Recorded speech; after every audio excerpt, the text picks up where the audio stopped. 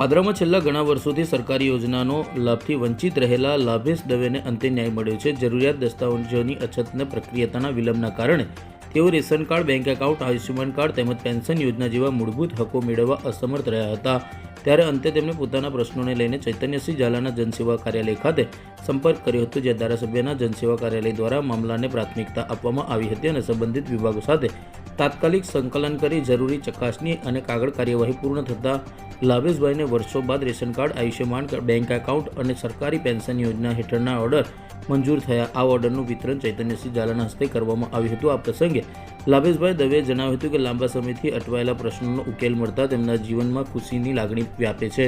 તેમણે ધારાસભ્ય ચૈતન્યસિંહ ઝાલાનો હૃદયપૂર્વક આભાર વ્યક્ત કર્યો હતો અને આવનારા સમય પર લાભેશભાઈ દલસુખભાઈ દવે આપવાની આશા વ્યક્ત કરી. આજે મને ધારાસભ્યના સહાયથી પહેલું મને રેશન કાર્ડ મળ્યું, પાન કાર્ડ, આધાર કાર્ડ, બેંકની ચોપડી, બીજું આયુષ્યમાન કાર્ડ અને મારે પેન્શન જે નહોતું તે પેન્શન મને શરૂ કરી આવ્યું.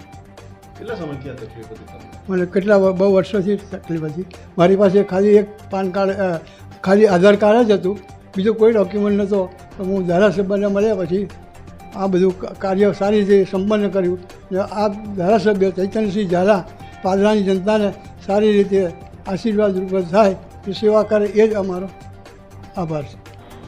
પાદરાના રહેવાસી લાભેશભાઈ દલસુખભાઈ દવે કે જેમની ઉંમર 69 વર્ષની છે અને આ ઉંમર દરમિયાનમાં તેમની પાસે માત્ર આધાર કાર્ડ જ હતું અને જેઓ નિરાધાર છે.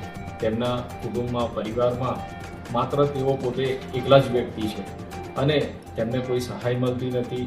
તેમનું આયુષ્યમાન કાર્ડ પણ નહોતું અને આવા સંજોગોમાં તેઓ અમારા કાર્યકર કિશનભાઈ જોશી દ્વારા મારા પાદરા ખાતેના જનસેવા કાર્યાલય પર આવ્યા હતા. તેમની પાસેથી એ બધી માહિતી લઈને તેમને હાલમાં જે માત્ર આધાર કાર્ડ હતું તેના ઉપરથી તેમને રેશન કાર્ડ બનાવી આપ્યું. રેશન કાર્ડથી આવકનો દાખલો, આવકના દાખલાથી આયુષ્યમાન કાર્ડ અને તેમને નિરાધાર વૃદ્ધ પેન્શન જે દર મહિને 1000 રૂપિયા મળશે એ માનનીય મુખ્યમંત્રી શ્રી ભૂપેન્દ્રભાઈ પટેલ સાહેબની સરકાર દ્વારા દર મહિને 1000 રૂપિયા તેમના ખાતામાં જમા થશે.